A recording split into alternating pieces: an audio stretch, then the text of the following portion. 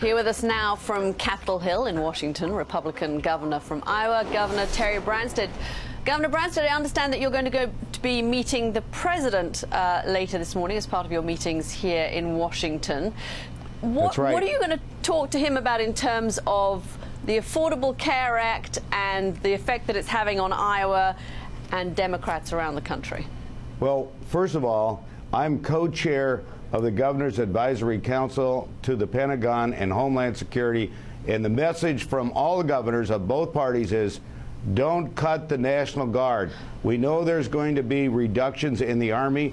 There's been a big buildup in the Army since 9/11, and now the Army is recommending major reductions in the National Guard instead of the regular Army, and we think that's a big mistake. That's the message that I'm going to bring to the president if I get an opportunity to ask a question. Governor Branstad, I'm looking at the list of politicians who have floated in and out of Iowa and plan to float in and out of Iowa for the ensuing future. Rick Perry, Ted Cruz, he's going to speak on March 18th. Rand Paul, he was there at the Lincoln Day dinner. Rick Santorum, he scheduled a trip. The vice president went to a steak fry in Iowa in September. How often do you wonder to yourself, is there any way I can get to Lincoln, Nebraska for the weekend to avoid these people?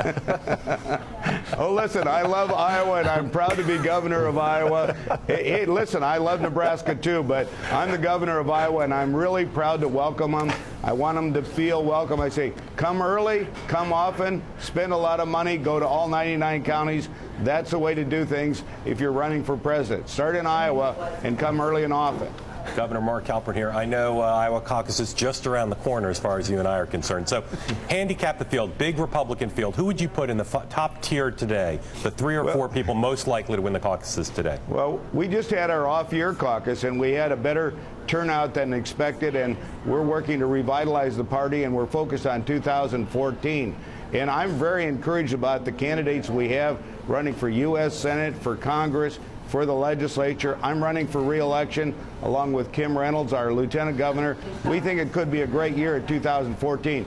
Way too early to think about 2016, but the caucuses will be held in February, not January 3rd this time. We think that's good. We want the candidates to come early and often and spend a lot of time in our state, but it's too early to handicap the field for 2016. Governor Branstad, it's Willie Geist here. It's good to see you this morning. I know you don't want to give a list, perhaps, to Mark Halpern of who would be best for Iowa, at least in 2016, but as you go to coffee shops and town hall meetings and things like that around Iowa, is there a name or two that comes up more often than the other ones, people who Iowans are excited about?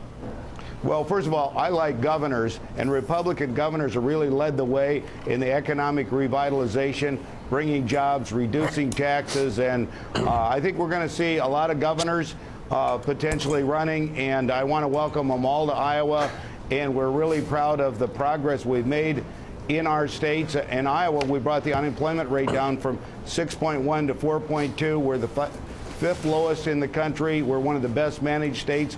We've eliminated the deficit, and we have a large surplus. We've restored all the money in the cash reserve and economic emergency account. So we're in a strong position. Many other governors have done the same thing. Governor Walker from Wisconsin, the Michigan governor, Rick has done a great job in his state.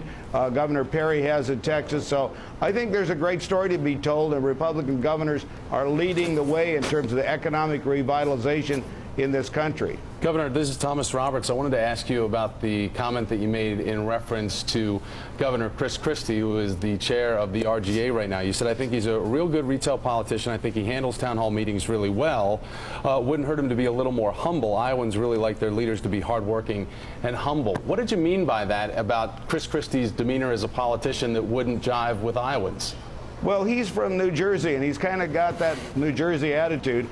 He's been very successful, and I think he's been a strong leader for New Jersey. He won a dramatic re-election by over 60% of the vote. But in Iowa, you know, we like hardworking and humble politicians. I think one of the reasons why I've been successful is I go to every county every year, I listen to people, and I try to really be a strong representative for agriculture and renewable fuels and the things that Iowans really care about. But does that mean you think that Chris Christie's style is a little too aggressive? for the people No. of your state to connect with? My advice to him is be a good listener and be humble and come to Iowa.